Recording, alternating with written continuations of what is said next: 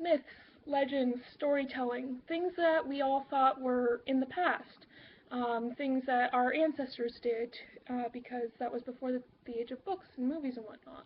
And people see books and movies as being the modern versions of it. But, and kind of the mythology was just kind of ways to explain the things that we didn't understand. But if you look at modern whatever, you'll notice that the idea of telling stories and building myths and legends and everything else is still very much alive today, just in a way that in a different form. Lately I've been kind of really getting into creepypasta, and you'll notice that there are some persisting characters, and there's no copyright on the characters. Nobody cares if you use them. They're there to be used and expanded on. You know, someone just gets the ball rolling for a character, and then it can expand and become something so much bigger than what the original creator intended.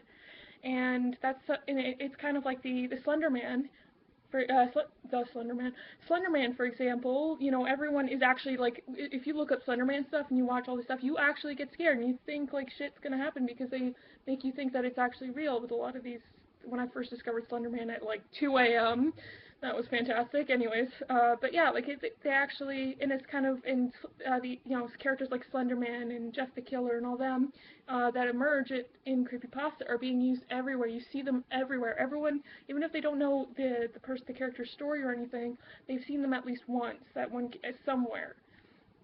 So it's really interesting, that kind of building on, and the kind of idea that mythology and legends and everything else, it might not seem like it, but it's actually around still today in just a way we aren't expecting. And I just think that's really cool. I keep on saying and so much, I'm sorry about that, but anyways.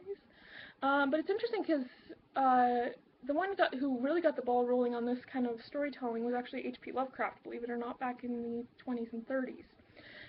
H.P. Lovecraft, if you are unfamiliar, is the one who's responsible for Cthulhu. That's his most popular creation. So you've probably heard of or seen somewhere Cthulhu. He was the original creator of it, as well as a ton of other stuff. And he was this revolutionary. He's one of the most influential writers ever.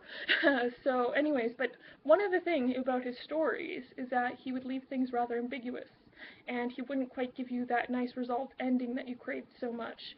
So your mind kind of played with the idea, and and since your mind knows best how to scare you personally, it really scares you, because instead of them throwing something out there that might scare some people and doesn't scare others, it's just letting your own mind, do with it what it will.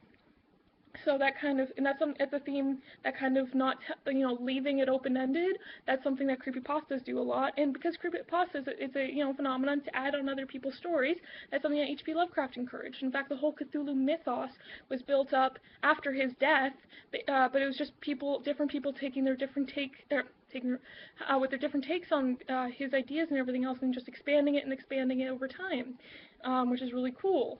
Again, sorry I keep saying that word, but yeah, so um, it's neat that, it's this whole, it's like creepypastas are getting really, really popular. And that, even in this modern day of, the information age and science explaining everything, we still as human beings crave legends and mythology, and we still want, that we still, we can't just, like, it's psychological or need, or it's in our psyche, it's just ingrained in ourselves that we want mythology, we want legends, we want stories to share and expand on. I just think that's really cool.